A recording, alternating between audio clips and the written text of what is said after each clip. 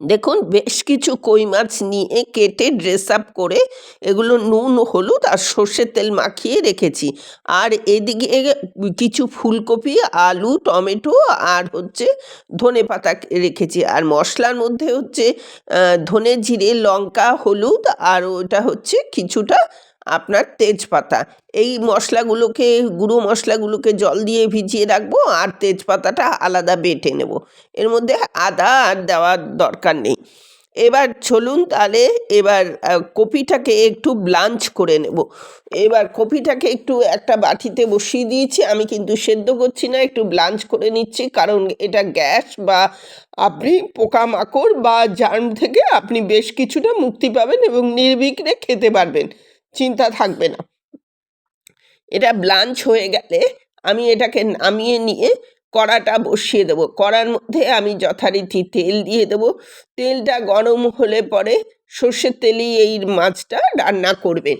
এবার তেলটা গরম হলে আমি এর মধ্যে আপনার তেলের মধ্যে আমি একটুখানি তেলটা ভালো করে কড়ার মধ্যে ঘুরিয়ে টুরিয়ে দিয়ে এর মধ্যে একটু সল্ট দিয়ে দেবো, নুনটা দিয়ে তারপরে আমি এর মধ্যে আপনার যাতে এটা ভালো করে বড়িটা হয়, সেই বড়িটা আমি ওর মধ্যে একটু ভালো করে কড়া করে আমি ভেজে নিচ্ছি। বড়িটা কিন্তু একটু কড়া করে ভাজবেন, তাহলে ভালো লাগবে।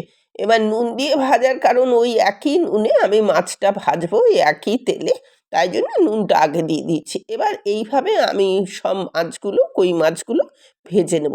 বাই দ্য ওয়ে, আমি নূপুর, আপনারা দেখছেন smile with Nupur and Tania. Please একটু সাবস্ক্রাইব করে দেবেন, বেল আইকনটা টিপতে ভুলবেন না, লাইক শেয়ার করে দেবেন, তাহলে নিত্য নতুন রেসিপি আপনাদের কাছে যথাসময়ে নোটিফিকেশান পৌঁছে যাবে। এবার ওই তেলেই, তেলটা কম লাগবে, গ্যাসটাকে একটু কমিয়ে দিয়ে ওই সামান্য তেলেই দেখবেন কপিটা আপনি সুন্দর করে একটু ভেজে নিতে পারছেন, কারণ গ্যাসটা কমিয়ে দিলে ও ভাজা হয়ে যাবে, বেশি তেল আপনার লাগবে না। আলুটাও যথারীতি ওই একইভাবে আলুটাও ভেজে নেবেন। দেখুন কপিটা প্রায় হয়ে এসছে। মানে ভাজা মানে একেবারে ভীষণ ভাজা নয়, মানে একটুখানি এটাকে নাড়াচাড়া করে খানিকটা একটুখানি ভেজে নিতে হবে, তাহলে ঝোলটা খেতে বেশ ভালো লাগবে। এই সময় এই ঝোলগুলো, এটা যদিও খুব প্রাচীন রান্না, তবুও এই ঝোলেই আপনার আজও এই ঝোল, এই মাছের ঝোল, এই ধরনের ঝোল চলছে, আজও আমরা করি।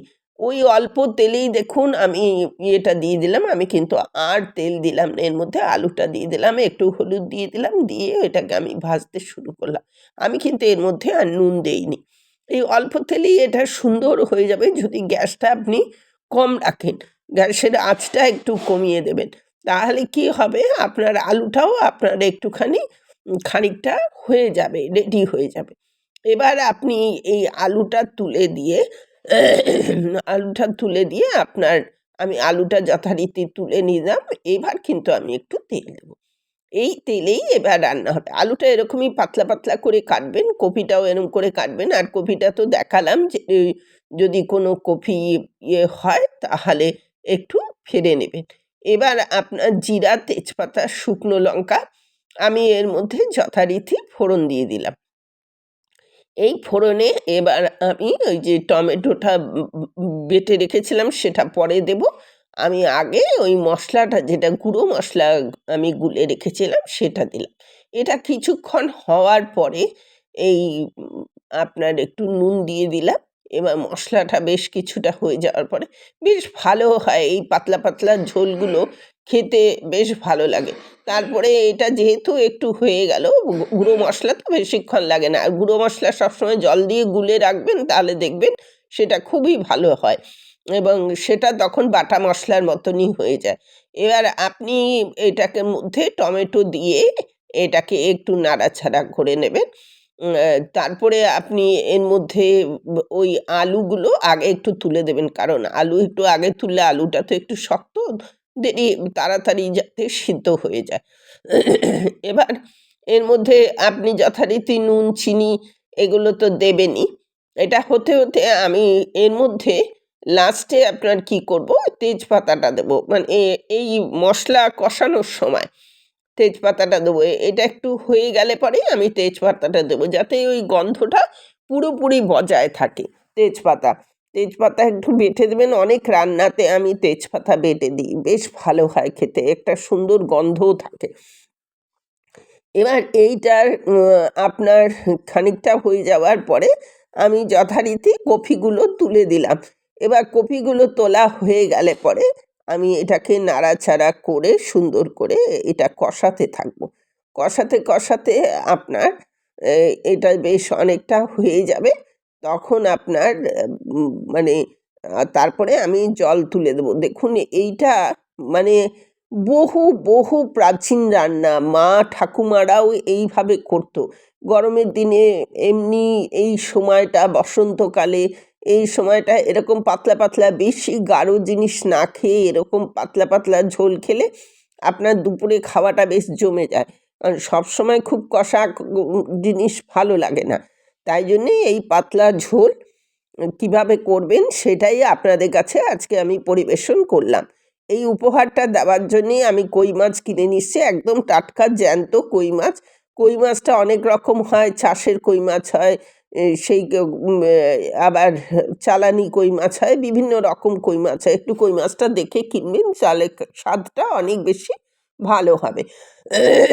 যাই হোক, দেখুন এটা প্রায় অনেক টাইম রান্নাটা হয়ে এসছে, খুব বেশি সময় লাগে না এগুলোকে। আর কফিটা যদি ব্লাঞ্চ করে নেন তাহলে তো কোনো প্রশ্নই নেই। একটু কফি ব্লাঞ্চ করে নেওয়ার চেষ্টা করবেন, অন্তত শরীরটা ভালো থাকবে। যাই হোক, এবার তো হয়েই গেছে, এবার আমি জলটা তুলে দিলাম। জলটা প্রায় দেখুন ঝোলটা হয়ে এসছে। এবার তার মধ্যে আমি মাছগুলো দিয়ে দিলাম। মাছ ভাজা আছে বলে, এই মাছ কিন্তু টাটকা মাছ, বেশি গাঢ় করে ভাজবেন না। আর মাছটা হয়ে গেলে পরে আপনি এটা মাছ বেশি সেদ্ধ করার কোনো প্রয়োজন নেই। এবার এইটা প্রায় হয়ে এসছে। হয়ে এলে পরে আপনি এর মধ্যে আপনার পরিমাণ মতো যতটুকু ঝোল রাখবেন সেটা তো দেবেনই, সেইটুকু দিয়ে লাস্ট ইনগ্রিডিয়েন্টস এর উপরে আমি ধনে পাতাটা ছড়িয়ে দিলাম। রেডি টু সার্ভ হয়ে গেল আমার রান্না। এবার আমি গ্যাস নিভিয়ে দিলাম। এতক্ষণ আমার সাথে থাকার জন্য আপনাদের অশেষ ধন্যবাদ। দেখুন অনেক সুন্দর হয়েছে। আপনি এর মধ্যে কিন্তু লঙ্কা, ওই কাশ্মীরি গুঁড়ো লঙ্কা দিতে পারেন। আমি বেশিরভাগই না দিয়েই আমার কালারটা ভালো আসে বলে আমি আর অত দেই না। ওটা তো ঝাল হয় না। যাই হোক, আমি নিত্য নতুন এরকম রেসিপি পেতে আমার চ্যানেলটা একটু প্লিজ সাবস্ক্রাইব করে রেখে আমাকে একটু সাপোর্ট করবেন, এইটাই আমি আশা করব। আজ তাহলে আসছি, পরবর্তীতে আবার দেখা হবে নতুন এপিসোডে।